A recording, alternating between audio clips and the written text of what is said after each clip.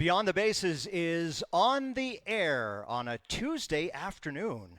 Welcome to Gulls Field. Welcome to Sylvan Lake. And welcome to Beyond the Bases, our post-game show. Joe Whitbread along with Cale Clark in the broadcast booth, brought to you by Donna Purcell, QC Law, with offices in Sylvan Lake, Red Deer, Calgary, and Edmonton. A bit of a weird one, an afternoon game, and still one to come, Cale. Yeah, not something you see every day, but that is something you're going to see if you get a lot of rain in the month of May and even June. And, of course, you got to make up these games somehow in some way. And luckily for the Sylvan Lake Gulls, they had a couple days in the late stages of the season to make up these games. It was supposed to be another day off for the Sylvan Lake Gulls today. They had one yesterday, so at least they did get a little bit of a break. But today they come in, and it's time to grind it out now. Yeah, it's a split doubleheader. The Lethbridge Bulls in town, what was originally supposed to be Father's Day. And so happy Father's Day to all of you watching, and moms too. It's belated, but let's get to the highlights in this one at Gulls Field, and we'll start things off, Cale, in the third inning. Yeah, I mean, the bats got going. They finally got a little bit of traction. Coleman Perry doing what he does best, knocking one on the opposite field. Then we go in the fourth inning.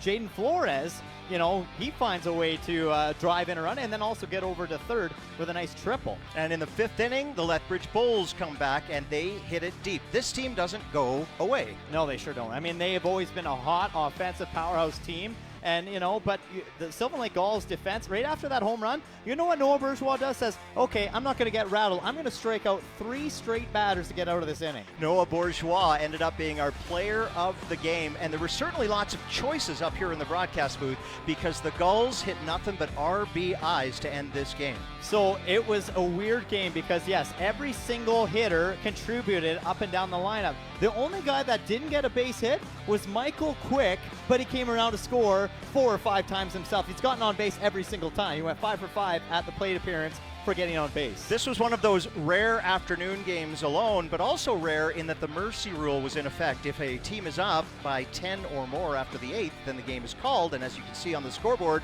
the Gulls did just that. And you know what I love to see is that the Sylvan Lake Gulls did a really good job of getting some young guys in the lineup. Dane Liskey getting his first ever couple of RBIs in his Western Canadian Baseball League career, so love to see stuff like that with the youngsters getting some action here late in the afternoon. And of course the junior prep program coming off their successful runner-up at the Road to Okotoks. So this Gulls program already had some great play this summer, but so nice for our home crowd to be able to see them. Oh, absolutely. And it's so cool to see that this new prep team is already number 2 in the country. They go to the Road to Okotoks, 16 teams across this nation battling it out, and the Sylvan Lake Gulls prep team just falls short to the Okotoks Dogs prep team. So typically a doubleheader is 2 teams that play one and then they play another. Yep. Only the Gulls will repeat. The Bulls are on their bus and they're headed back to Lethbridge, but it's the Brooks Bombers that come in right now, hours from now, to start this next ball game. We'd love to see you here, too. If you're watching at home on Facebook Live, make sure you get your tickets at sylvanlakegulls.com.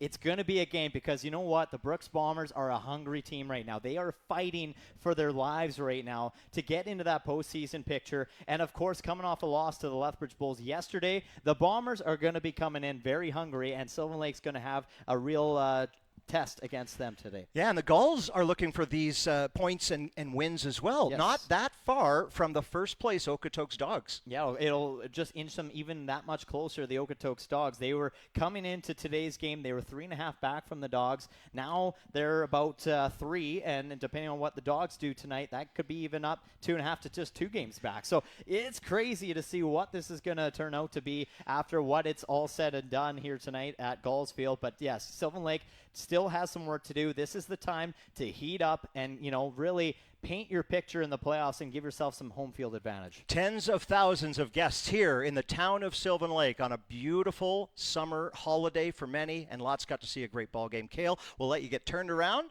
for play-by-play for the Brooks Bombers and the Gulls at 7:05. Thanks for having me, Joe. It's a pleasure. A pleasure as always. There's Cale Clark, the play-by-play voice of your Sylvan Lake Gulls, as we take over his room for our post-game show brought to you by Donna Purcell, QC Law. It was a great ball game and a really good crowd considering this was originally supposed to be played on Father's Day way back in June. That would have been the first day of summer. And you know what? We had a great summer day here. As you heard Cale Clark and our broadcast team describe on Flow College, it was a lot of hits, but some really good pitching too. And a hot dog eating contest as well. The Bulls did not go away and they won't go away. Very likely we'll see them as a postseason competitor later in August. But for now, your Gulls are victors, and get ready for a 7:05 because the first pitch is about to happen against the Brooks Bombers. On behalf of our entire team, in front and behind the camera, thanks for joining us on the postgame show Beyond the Bases with your Sylvan Lake Gulls.